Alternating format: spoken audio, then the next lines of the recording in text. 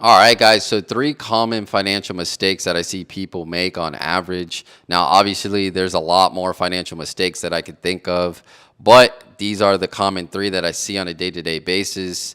Whether I'm going out to the grocery store or any type of store, and not even just the store, right? This is going to be the first, that ties to my first financial mistake. But these other mistakes, I just see typically in what people do when they invest and what they don't do when it comes to investing or just financial habits in general. All right, so the number one financial mistake is not using credit cards. Now, when I go to the grocery store, and I've mentioned this before on the channel, when I go to the grocery store or I go to a Target or I go to the mall, I see a lot of people using cash to pay for their items, to pay for clothes, to just pay for everything. And the thing about that is that you're not getting the benefits that your credit card would give you if you use your credit card on a daily basis. So you need to always be using a credit card, and I think you should be expanding that out. All right, you should have different credit cards for different things. Like just recently, and I made a short about this. I got the Built credit card. So that credit card you can use to pay your rent, and I right now I have a total of close to 20,000 points. And I think that's like around 150, 160 bucks if I cashed it out for cash. But through like if I wanted to get airline tickets or get some credit towards a hotel room, it would be a lot more. I think it's probably like 2 to 250, and if I transfer it to a partner, I would definitely get a lot more for that 20,000 points. So yeah, I think people should use credit cards, and so it's either cash that people are using or they're using debit card. Now it's kind of hard to tell if somebody's using a debit card or a credit card when I go to the store, but you could kind of tell because everybody that has a credit card is typically using the same type of credit card. And I could tell I'm pretty familiar with like the card faces. So, when it comes to like Chase Freedom, if it's not a Chase Freedom, if it's not a Chase Sapphire, Chase Preserved, American Express, City Double Cash, a Wells Fargo card. I'm pretty familiar with all the credit cards and how they look. So when I see somebody using something that doesn't look similar to how those credit cards will look, I'm assuming that they're using a debit card. And you'd be surprised how many people use a debit card when they go to purchase their items. And again, one of the drawbacks of using like a debit card is if you have some type of fraud or somebody does like a double spend on your account, you do have to go to the bank, fill out all this paperwork, and it's a long process to get that money back because it's actually physical cash that you lost. I used to work at a bank. I used to work at a credit union, two credit unions. So I used to see people come in all the time and they would file disputes, right? They would use their debit card. And at the credit union we used to issue debit cards at the branch. So people would come in all the time. They would lose their debit card, come in a week after. They didn't even realize. Sometimes people don't even realize that they lose their debit card, and it's out in the open. They may have dropped it somewhere, and somebody's using that debit card, and it's being compromised. And then they have to come to the bank, fill out so much paperwork, and it's just a long process. Where if you were to use a credit card, you wouldn't have that issue. Like if I have a dispute with my credit card, you call the credit card company up and you basically tell them, hey, I see this unauthorized charge on my credit card. I want to dispute this. And they basically dispute the charge for you within like a week.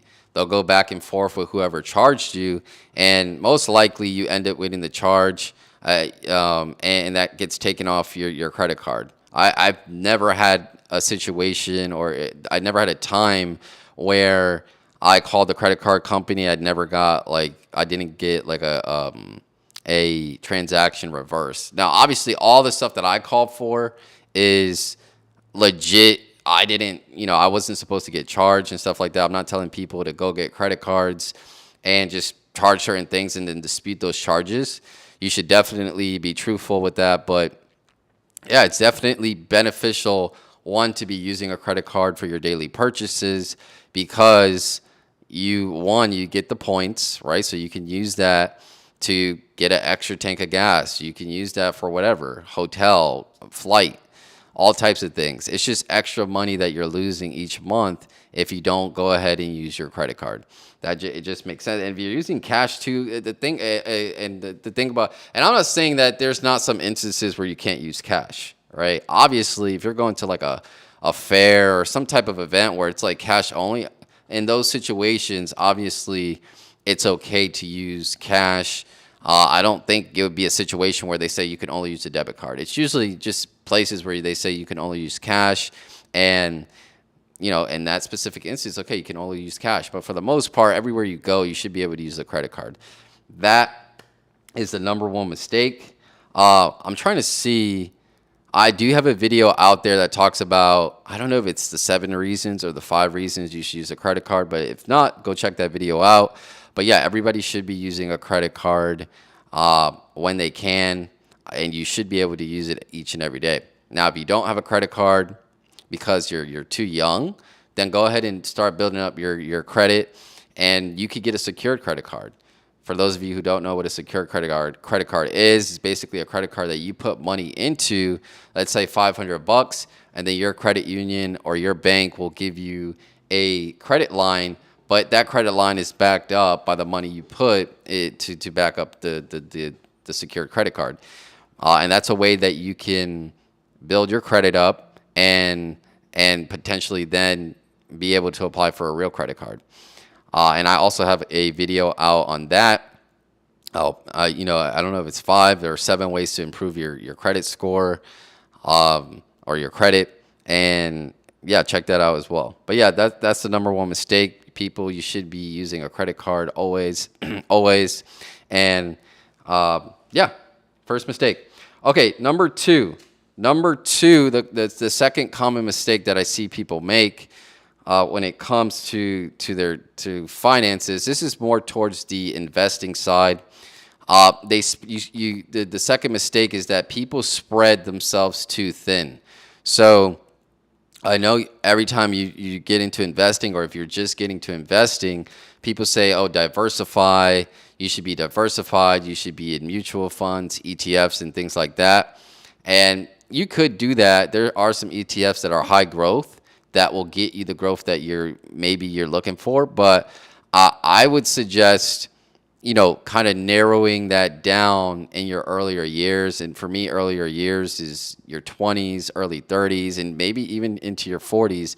You should be spending more time doing the research and making sure you're getting into a quality asset, opposed to, just throwing your money in ETFs. You kind of see that with 401ks. Like I've seen people's 401ks, and by the time they're like 60 or 70, they have 250,000 or like 300,000, and that's a good chunk of money. But is that really going to sustain you through retirement? And the answer is it probably could if you live a basic life, a basic retirement. But most people don't want to live a basic retirement. Most people want to go travel.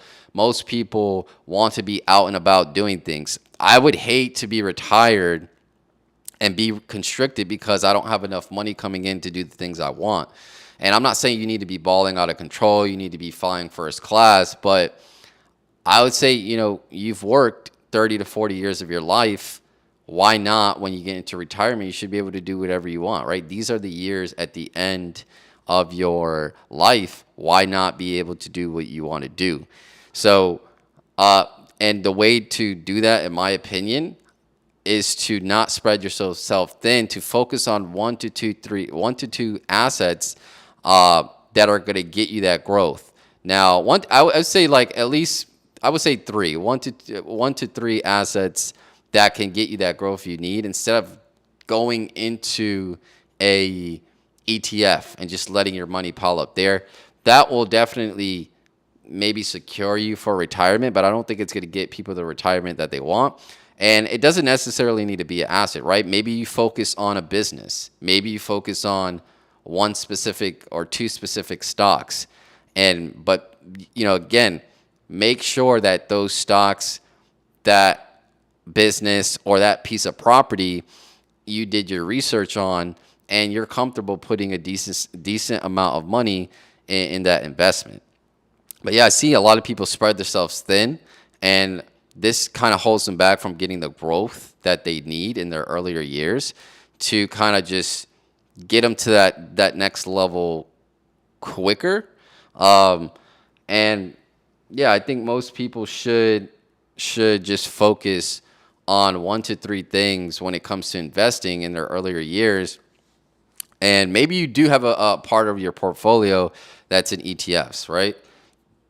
Let's just take a percentage. Let's just take 100%. Maybe, and this is not financial advice, but maybe you take 20% of your portfolio and that goes to ETFs. That goes into something that's very diversified, where you say, okay, if everything goes down or everything blows up, at least I have that 20% there, and you're in your earlier years, so you could rebuild again. When you're in your earlier years, and I'm in my earlier years, but I've learned this as far as like risk taking. You could take more risk, right? You don't need, now I'm not saying just go ahead and invest in anything, but you could take more risk when you're younger. You could bounce back a lot quicker than somebody that's maybe in their 40s or 50s. So this one is more for people in their earlier years. Obviously, when you get into like your 40s, your 50s, you have to be a little more conservative in what you invest in. And maybe even in those years, you take risky investments, but it's a part of your portfolio. I think in the younger years, 20s, early 30s, you allocate a good portion of your portfolio to high growth and then a small portion into really diversified assets. And then later in your 40s going on up, you switch that to, okay, more of my portfolio is in a conservative space, and maybe I take a small percentage of that and invest in, I wouldn't say risky, I would say high growth and more risk, right? So yeah, that's the second one. That's the second common mistake that I see people make, is spreading themselves too thin. You don't want to spread yourself too thin. You want to make sure that you are doing as much research as possible to make sure that whatever you put your money in, it's a good chance that you're going to get that upside, right? And typically what that looks like is whatever sector you're investing in, you're sticking to the top 5 plays, right? So you're not investing in a basket of stocks, but you're saying, okay, I'm going to go into the AI space. What are the top projects in the AI space? I'm going to focus on those. All right, maybe you focus on the top 2. And you say, okay, I did my research. These are the top 2 plays in this space. This is what I'm going to invest in. This is what's going to bring me a higher return, opposed to being in some type of ETF, right? And there are ETFs that do track technology and stuff like that. So that's an option too. But yeah, this doesn't only apply to stocks or crypto. It could be like maybe you just want to focus on a certain type of business, like a drop shipping or something like that. But I think when you're in your earlier years, you just focus on that one thing. Maybe you do a dabble a little bit over here, but you have that one thing where you're like, okay, I'm going to be the expert in this, and I'm going to grow this and, make this work. Now, obviously, for me, like the 3-year rule, if you don't see any good substantial progress in 3 years, I say go try to find something different. But if you are seeing progress, you keep working on that thing, and potentially you're going to grow it, right? If you're consistent, if you did your research and you know what you're looking at, I don't see why that's not going to work for you. Okay. Okay. So number three is getting help. This one was one that I didn't do in the beginning. I thought you had to go and research everything on your own, find out all the information on your own, get all the answers on your own, and this is the quickest way to lose money and then just be behind. Once I started looking for help for information or paying for information, I started to see a significant change in like what I'm invested in, the performance of what I'm invested in, and just overall the ease of investing. It just becomes way easier if you can leverage other people's experiences and, incorporate that into what you're trying to do. Because 9 times out of 10, whatever you're trying to do, somebody else did it. So you need to leverage other people so you can get ahead faster. And what this looks like is paying for information, right? You need to pay for information. I can't tell you how many times I paid for a news article, some type of crypto subscription, a stock training course. And again, that also requires research as well. You don't want to just buy a course or buy a subscription for somebody that's not reputable. So again, getting credible news sources where you can rely on. I've noticed for me personally with the crypto space, I'm in the Discord channels and I like following the project. So that's also a good source of information. But then also seeing who people go to for crypto recommendations. There's a lot of people online. There's a lot of people that promote stuff on YouTube and stuff like that. But there's people that you keep seeing their names pop up, and okay, like let's say I see somebody ad pop up on YouTube, and keeps popping up on YouTube, and people keep talking about it. It may be worth it to check out what that person's selling, especially if you're trying to get good in that specific space. So for me, I had one subscription for crypto, and it's helped me significantly choose the assets that I'm going to invest in. Now, I don't solely rely on these subscriptions. That's another thing too. You definitely want to get help, but you got to put in some work yourself. I would say you have to put in more work than what the subscription is going to give you. A lot of people think they're going to pay for a subscription and they're going to get all the answers they need. They don't have to do anything else, and that's far from the truth. Like I said, I'm in the Discord channels. I'm in the Telegram channels. I'm out on the YouTube channel. I'm on the Twitter Spaces. I'm on Reddit. I'm in all these areas to see, okay, I'm investing in this project. What is this news source saying about this project? What is that news source saying about this project?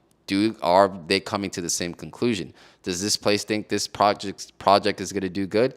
No. Okay, there's that project. And then you kind of just make your own conclusion out of that along with the services that you're paying for. So you could just make an educated guess. Again, it goes back to that second part where I say focus on one thing, mainly on one thing. Like I said, maybe you can have a few things on the side, but your main thing is what you focus on.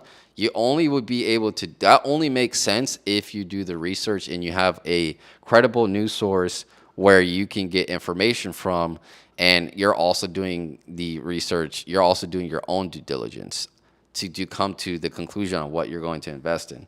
And just getting help, right? Getting help. It doesn't have to be, you should be getting help with everything. Not everything, but like if you're really struggling in an area and you say, okay, I've been struggling for years, and you just keep going at it, it may make sense to say, okay, let me add somebody to this to help me do it. I can give you an example I think I edit pretty decent when it comes to my YouTube. Okay, like for a beginner, there's somebody that's never edited before, but I was like, okay, I'm going to start, dishing this out to somebody else so I could get help with it. And a lot of my content, the latest content that I put out, looks pretty good. I was watching some of the videos and I was like, wow, this, even though I didn't get much views, the quality was good. The quality was good. And then also it just relieved some stress from me, because I didn't have to shoot the video, then go edit it, and then, go back and forth and things like that. I could just shoot the video and focus on, giving out the information and then have somebody edit it. I did stop with that because I'm just doing the live streams now, but I was just giving an example. You should try to delegate as much out to people that know more and focus on what you are good at, right? Get whatever you're not good at. And I'm not saying this is not like I'm not good at that, let me just dish it off. I definitely think you should, like before I dished off editing, I definitely made sure I tried, like I edited like over 300 videos before I dished out my editing to somebody else. So it's not something where it's like, okay, if I'm not good at it, don't even try it and just dish it out. No, I think you should still be well-rounded, but if you're doing something for a while and you're already good at it, but it's not something you really enjoy, I think you should dish that out to somebody else so you could focus on what you really like to do. And usually the best products come when you delegate like that. When you say, okay, this is not something I really like. I know a good amount of it to say, okay, I'm dishing it off to somebody else, and I can evaluate the work they're doing, and I can assess whether they're doing a good job or not, because before I dished it off, I actually was able to perform the work myself. So yeah, that editing piece was just an example. But yeah, I definitely think people should be leveraging others. I do it all the time, especially when it comes to the finance space. I'm still learning a lot about stocks, crypto, and stuff like that. Real estate, I'm learning each and every day. I have a whole list of people that I watch on YouTube, and I watch them every day. That's another thing. You should be consistent. I only went with 3, but you should be doing it almost every day. It doesn't have to be for hours and hours, but maybe 15 to 20 minutes a day to work on what the sector you're focused on.